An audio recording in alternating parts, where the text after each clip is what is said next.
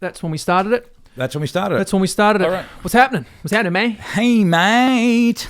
So, good to have you all on board for our second edition of the new, all-improved, meaty, beaty, crunchy, munchy Melbourne Reel. Episode 2. Absolutely. Hey, Martin. Hello, Jack. This is a guest-free episode. Yeah, it is. Well, unfortunately, both people we had lined up unfortunately couldn't make it because for those of you who are outside of Melbourne, it's winter here and people have been getting sick. So unfortunately, one of the guys was Frank Ferrasso, who is a radio PR guy. He would have been interesting and he'll come on at some other stage. And our other friend, Andrew Parisi, who's about to set up a great new live venue in the northern suburbs here. Sadly for us, he was going to be a last-minute replacement, and he got ill and couldn't make it in. So, but that's cool, man. It's you and me.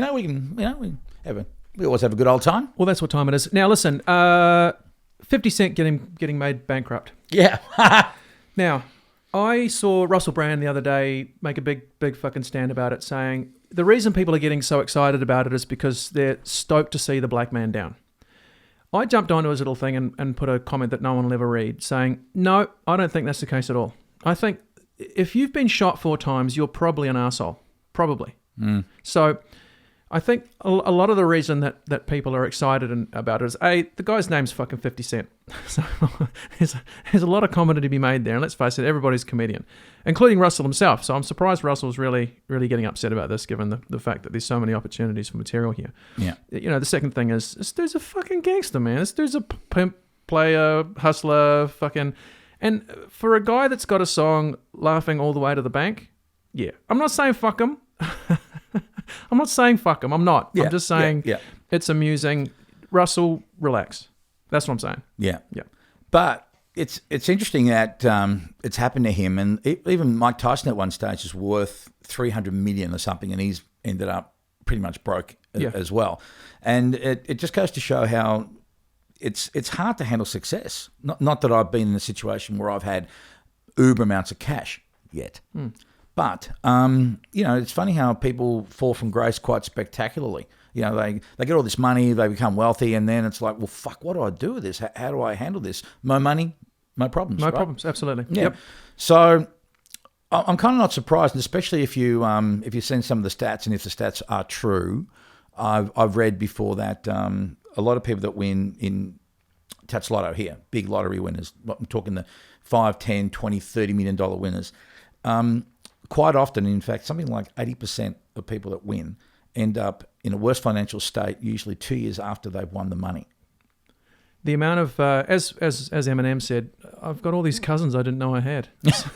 Yeah. And I mean, that would be a real fucking, I don't know about you, but I reckon it would be a real conundrum if $40 million, for example, fell in my lap. I mean, I'd love to be able to fucking help my friends, say, hey, let's go on a fucking holiday. Just do a full fucking entourage style lifestyle for people. But then, we all have our little inner circle of friends, a tight little unit. And then I guess there's a slightly outer circle. Second ring of electrons. Yeah. Yep. And then it's like, okay, so where does it end? At what point does it end? And then do you tell people? Do you not tell people? Who do you trust? Fuck, man, that to me would be a real fucking problem. And I think that leads to a really good point in that, I've had a little couple of run-ins lately with a couple of guys because you might be at a party or something and they say, how's it all going? And I say, well, actually, it's going really fucking well, actually. And these guys are actually turning out to be a bit of a problem for me because they know how well I'm doing. Says me announcing it on a fucking podcast to the internet, but how well things are compared to, and that's, there's the crucial word, it's comparison. We all compare constantly. That keeping up with the Joneses thing hasn't gone away. In fact, it's gotten worse with Facebook, with, Jimmy jumps on and he posts a picture of his fucking breakfast and you're like, how the fucking he can afford that kind of breakfast? That's a $45 meal, man. What the fuck, Yeah. Well, that's that whole thing when it comes down to people that are jealous and haters and stuff like that, where sadly I like that whole Joe Rogan thing. He put a YouTube up with him and Brian Callen when they talked about this. It was about haters and jealousy. And essentially the message was, rather than be envious and jealous of someone for their success, use that as inspiration to go out and emulate that and do even better, as opposed to just, piss and moan, because that's going to do fuck all. It's such an easier option just to sit back and say, well, woe is me, this is fucked, life is fucking me in the ass, et cetera, et cetera. Whereas, people, I think that attract to each other, the cool motherfuckers. I mean, again, look at us, for example. I mean, we as mates... do we fall into the cool motherfuckers category, do we? We're amongst the coolest motherfuckers. I'm here to tell you, my man. The coolest motherfuckers on the planet. We fucking are, man. Let me tell you, fucking A. The Melbourne Real hip hop. But podcast. but it's true though, man. I mean, look at us, for example. You and I, we fucking rejoice in each other's fucking success, and we help each other on our journey and other people around us, and we attract those kind of people. Yes, of course, there are cunts out there, and there are haters, and there are people that will look down on you and I. But at the end of the day, it's behind every veneer of success, there's always a fucking story, man. There's always a journey. And people are always quick to see the trappings of success. They see, for example, in my case, you got a great studio, blah, blah, blah, but people don't fucking know. And, well, you know what, dude, I had to fucking sleep on the couch the last few years and I got divorced, and there was the time when I was 10 days away from closing the fucking doors. And all these things, and my story is not unique by any stretch. All they see is that. They see picture. That. And in your case, man, I mean, fuck. Look, 12 months, just over 12 months now, you've been doing your own thing, and for people to look at you and do that, well, you know what? They should just fucking, in my opinion, rather than be jealous of you, go up and say, well, hey, man, fucking tell me about fucking how you did it. What did you do? And take some ideas and inspiration from that, and fucking go ahead with that. But unfortunately, not everyone is like that, and that's why there's always going to be those people who are just going to be cunts. Yes. And thankfully, there are going to be people who are fucking cool about it, and will look at that and just they want to join the party, because ultimately, again, as you and I say, and I think a lot of people who are of the same mindset, you become successful by helping other people become successful, and it's no fun doing shit on your own, man. No. It's your own journey, but if you can't have people on board to fucking enjoy the trappings of your success and the fun and all that, as well as the shitty stuff, there's no point unless you can share it. There's very little point, unless you're just a lonely, greedy prick. That's basically it. Yeah, absolutely. So yeah, man. So I think as far as old 50 Cent is concerned, I mean, I feel sorry for him. I really do. I mean, I guess at the very least he got to that point of being at the upper echelon, and whether it was because of bad decisions, bad management, I mean, I don't know the full story. It might have been a shady record deal is what it might have been. Okay, well... You see what I did there? See what I did there? Yeah. Thank you. Thanks. You're good. You're very good. As C-Dog and I were talking the other day, he ain't bankrupt, man. Let's face it. I got an old client. He owns a club. Yeah, he's been declared bankrupt 3 times. He owns a couple of bees. He owns.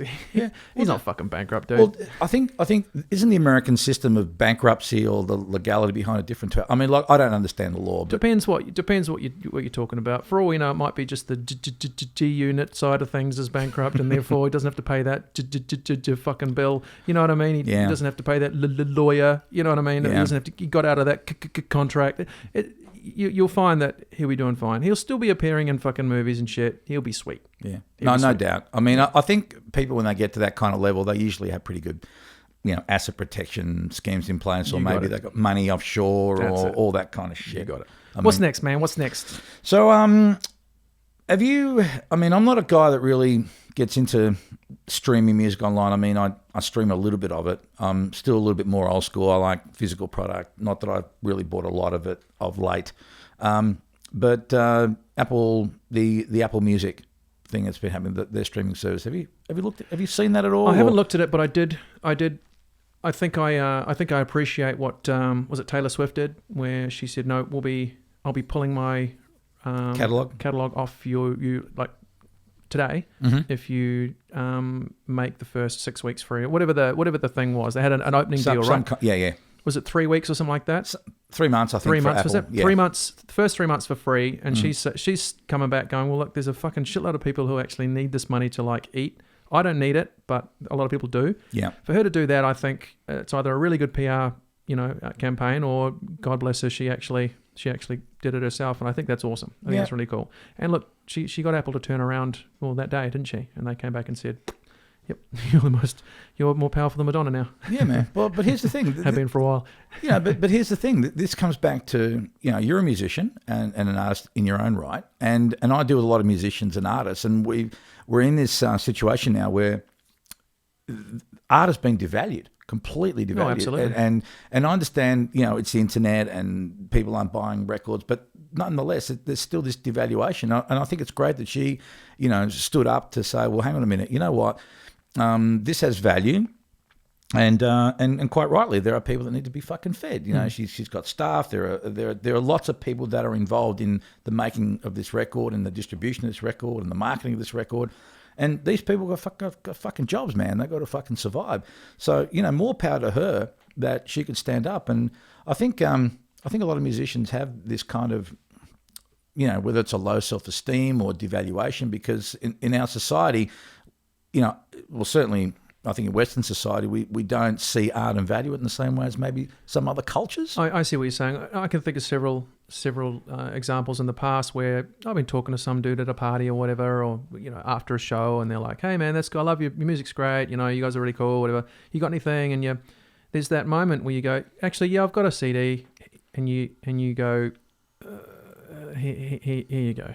Fuck it. Don't worry about the money. Don't worry about it, man." Because you don't want to be that guy that goes, "Oh, if I ask him for money, will he take it or will he not?" And then it becomes a difficult thing. Would I prefer that he listen to it and we get exposed to this one person and he tells 3 friends? Or is there the possibility that effectively that cover charge is going to stop that person from getting into the room? That's a tough thing, man. You think about how many times you've been shit-faced at night walking into a bar and they're like $15 cover charge. You're like, why? For what? Yeah. For some band. Fuck it, we'll go somewhere else. It's tough, man. It's tough finding that price point. By the same token, not only is art, does art get devalued a lot, it also gets completely massively overvalued. When you think about, DVDs used to cost $45. CDs used to cost in New Zealand $34.95 for a fucking album. Yeah. And it didn't take too long before the Warehouse and Kmart and fucking all these guys became the biggest music retailer by charging $10. Somebody's still making a sweet fucking profit, man. No, well, the record companies, I think that's always been the case. I mean, even in the so-called halcyon days when the perception was that artists were making heaps and heaps of coin, just because there were lots of sales and there were tours and that, effectively the record companies were just these big fucking banks that were, extending money to these artists with exorbitant fucking interest rates. Absolutely. Really. They're no different from a bank whatsoever, with the exception that they've got a bit of expertise in marketing. Yeah. Yep. I remember once I, in a very sort of loose kind of way, defined it, and this isn't exactly how it kind of works, but just to a layperson that I was trying to explain it, I said, imagine going to a bank where they lend you some money to buy a house, but the bank say, okay, we'll lend you the money, but you're going to have to live in this house on this street. You're going to have to paint it this fucking colour. You're going to have to renovate it when we fucking tell you. And even after you've paid it, you still don't own the cunt. No, that's right. And we're still going to fucking tax you and collect from you, And if you set up a lemonade stand out the front of your house, we're going to get 100% of that shit. Absolutely. And if you sell T-shirts with a picture of your house on it, we're going to get 100% of that shit. Yeah. And the only difference, I guess back then is that the artists, would have probably had, they walk away with the intangible of, well, we've worked with the producer we wanted to work with, and we've traveled the world, and we've slept in some good hotels, and we fucked lots of groupies and had loads of drugs and all that. But as you get on in life, you can't pay your bills with memories and experiences as great, as they are. So the whole model's changed, man. It's I know I find it hard keeping up with things. I mean, I've got a lot of respect for musicians. I mean, I deal with them all the time. They come to me and they're buying effectively a luxury item. An intangible luxury item for something that they're going to get fuck all on.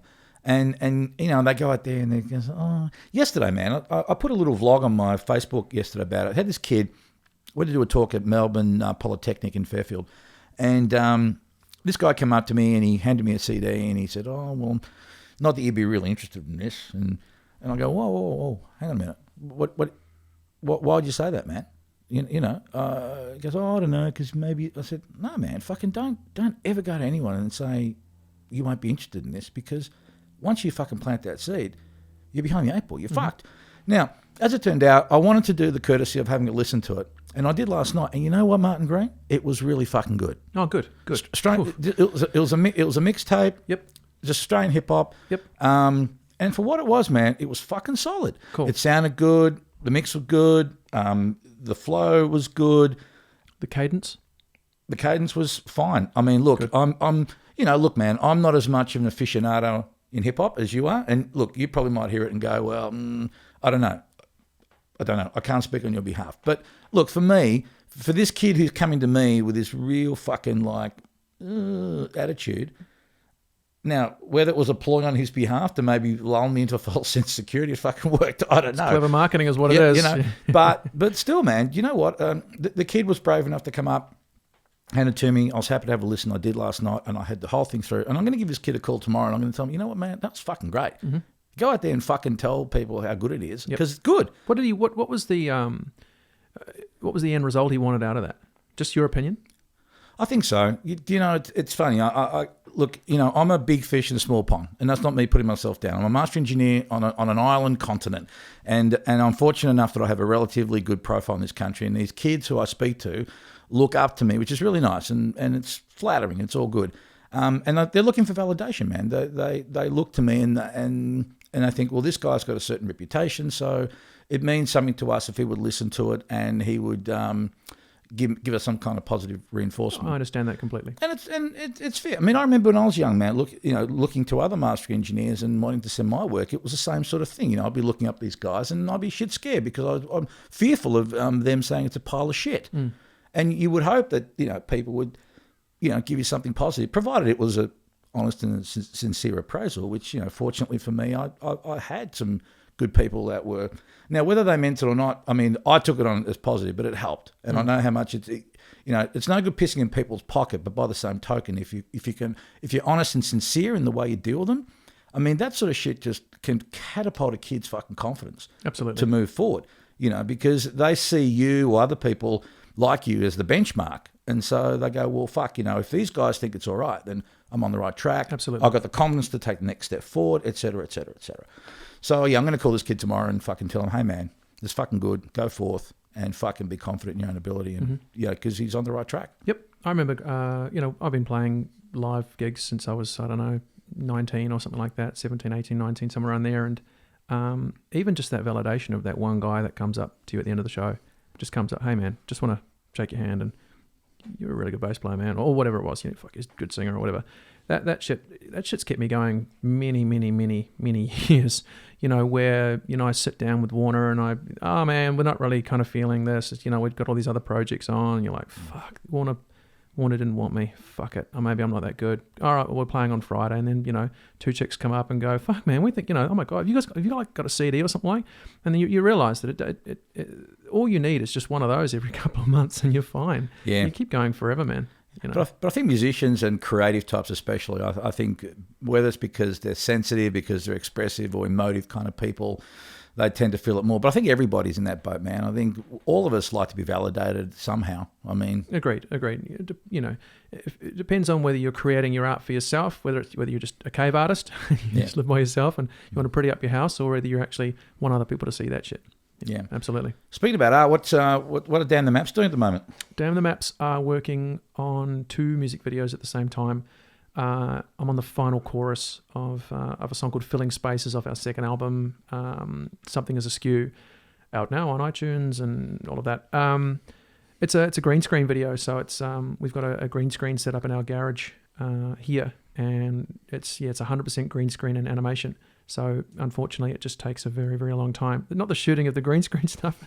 It's a 7-minute job every scene. It's building the rooms, the virtual rooms that I'm in. So I won't give too much away, but it's very close. Final chorus, a little bit more animation, a little bit of tidy up, and then we're good to go. So we'll chuck that up on our Facebook and website and YouTube and all those things.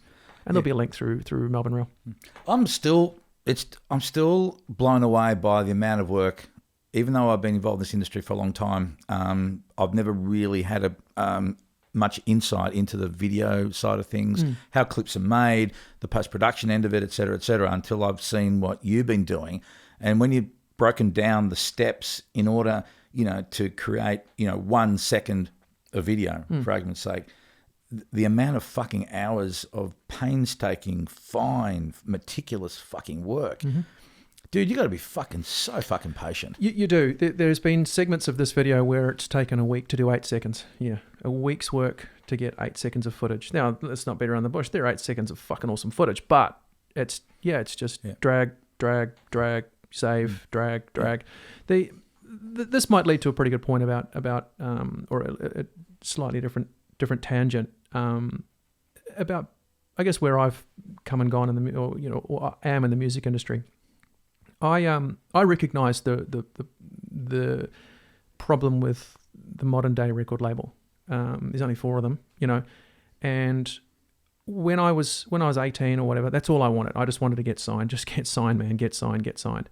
And, battling up through Hamilton and Auckland and New Zealand, and then selling everything we own and moving to Melbourne because, that's what fucking Shehad did, man. And, whoever was the best of the game, Fur Patrol and those guys and Stella, everyone had gone to Melbourne, man, and don't fucking worry about Sydney. And, I got all these fucking sales targets and won some trips and fucking sold all this shit and gave fucking everything away to pay for my drummer to come here and, and smash it, man. Let's get a guitarist and fucking let's get this get moving again. We had the songs, we were, looking at recording and fucking let's just play, And we got hit with being a pretty big band in Auckland and getting really easy gigs at really sweet places where, the big guys were playing to realizing how goddamn small we were in Melbourne and how difficult it was. Yeah. And so I was still pushing constantly for that. If we could just get signed, then we'll have them, paying our $100,000 worth of promotions and shit, get signed. Well, we did get signed. We got signed to a little minor label with some management, all of that. And the first thing that it did, the first thing that we really noticed about it was it just sucked the joy right out of us. It just destroyed us. It was shit. We spent tens of thousands of dollars touring with just no support at all. And just no understanding of what we needed out on the road, and it was just a constant reminder from them that you guys aren't big enough, you're not making it. Now maybe that's our fault for not being, not quite grasping a big enough audience, but I didn't want to stop because of it. I didn't want to stop playing because our record label was saying we weren't pulling the crowds or getting the numbers or moving the product or whatever. I just had this fucking realization as I reached a certain age that I was measuring my level of success by getting signed, and it's got nothing to do with it. Yeah. The level of success is the fact that I'm still doing it. Yeah. Because as you say, how many bands come back and master a second album with you? Not that many. We have. So in my opinion, I'm fucking successful. I've got no problem with that at all. Absolutely. And so we realized really quick that the market was changing, the industry was changing so quickly that we could see things like Bandcamp. Bandcamp's now one of the best places in the world to get music from. And that music's going straight through to those guys. And you get that email and you can reply to them. I can talk to Quiet Company in fucking Texas, and go, your album's great, dude. Yeah. Maybe your last one's not so good, but the first one's fucking rad, Yeah. And so, I've had enough dealings with enough of those guys, enough of the big guys, and I've had enough beers with enough big guys, big bass players, and I've sat with them and I've gone, fuck, so you toured with, and you were that, and you did that, and you did that. What's the result? I still owe $150,000 to the record label. Yeah. Fuck. And that's the story with 100% of the guys that I've spoken to. No doubt. Now, I don't want to sit here and bag out being signed because, go for it. If you can get it, fucking go get it. But there are other ways. And so for us, getting back to the video idea, for us, it's like, we sat down and we said, what do we want to do? We just want to write really good albums and make really good videos. Yeah. And so for us, it's just a cycle. It's go back into writing, write the songs, rehearse them. Battle your way through winter every week, shine up to that rehearsal room, get those songs fucking perfect and get, 12, 13, 14, 15 songs perfect. Yeah. Go into the studio, pay the money. Own the fucking record. Totally, absolutely. Go into the best studio that you can afford, or do it at home. Just do it wherever the fuck you do it, and just own that fucker. What's that? Oh, you go. I was going to say, just on that point, INXS did, they kind of pioneered this thing called a tape lease deal back in the day, where they did exactly what you stated. They funded their own record, and then they would take that and they would lease it to the record company. Perfect. So they had ownership of that. And so therefore that gave them more control and more leverage to get their music out on their terms, and it just became a little bit more equitable. Yeah. In how they put it out. But previous to that, you just mentioned about the internet, and I think that's the other beautiful thing that we have now. I mean, some people shit on the internet and because it's destroying this, destroying that. It's just evolving, but I love the whole idea, man, that, you know, we're so much more connected now. And now, like, I'll give you an example. When I first started wanting to get into the music industry, I was writing letters, right? 1979, 1980, we're talking. I would write a fucking letter that would go to New York City and would have taken 5, 7, fucking 10 days, I don't know. Then it was a case of when it got there, who'd fucking read it, if they read it, if they bothered to respond, and someone to come back. So 15, 20 day fucking turnaround. Whereas now with the click of a mouse, boom, we can get in touch with someone. And even if it's not direct, it may be, you know, the first tier, the second tier. But nonetheless, you've got a much better chance of communicating with people, getting a message out there, forming relationships. And I know myself this year, man. I mean, look at this. We're doing a podcast, Melbourne Real, which is, you know, part of, you know, through London Real as a result of the fucking internet, you know, and some guy puts a fucking message out, hey, you know what, we're looking for people to maybe take on the real thing and for your city. And, you know, just the internet, this is communication. And so now I'm able to fucking talk to Brian via email and say, hey, man, what's up? What's going on? Blah, blah, blah, blah, blah. It's fucking beautiful, man. It is, yeah. I love it. Yep. And it's allowing a lot of people to keep doing what they want to do. Absolutely. That's my final point on the, I guess, the way we've done it is it's nice to be in my, you know, late 30s, still doing exactly what I want to do. And it breaks my heart thinking of all the people that I've grown up with playing in bands, good songwriters who just gave up. Yeah. The only way you can fail in this industry is to stop doing it. Yeah. Just find a way to keep doing it. And just be true to yourself in terms of what you do in terms of art. I mean, quite often I'll get bands will come in and say, oh, do you reckon this will get played on Triple J? Now, for those of you outside Australia, Triple J is a national radio station that probably, you know, plays more alternative music or a more, you know, wider variety of stuff. It's not quite college radio. It's commercial above college radio, but it's made some bands. Yeah. So, but that seems to be the holy grail. If you can get your shit played on Triple J, you know, especially if you get some kind of rotation, well, that's fucking awesome because it's national exposure. It opens you up to tours, et cetera, et cetera. So do you think it's good enough for Triple J? And my response always is, well, does it fucking matter?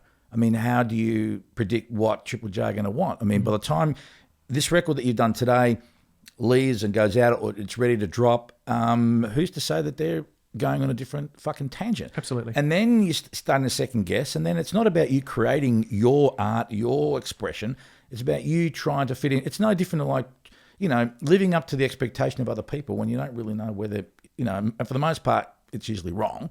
And then you feel resentment and you feel fucking pissed off at yourself and the world, et cetera, et cetera. So that creates more resentment within the bands themselves, and they want to give up and say, fuck this, fuck. Triple J didn't pick us up, so fuck it, we're obviously not that good. You know, yeah, absolutely. And it depends on whether you're an originator or an imitator, and I hate to put it that way, but a really good example is there was a radio station in New Zealand, and they picked us up. They put us on high rotate. And I sat with the program director. You know, we had a real good meeting over it. He said, no, this is great. This is really good. I love this, and I'm more than happy to play it because it sounds like Placebo. Fuck, I don't want it. Yeah. What the fuck, man?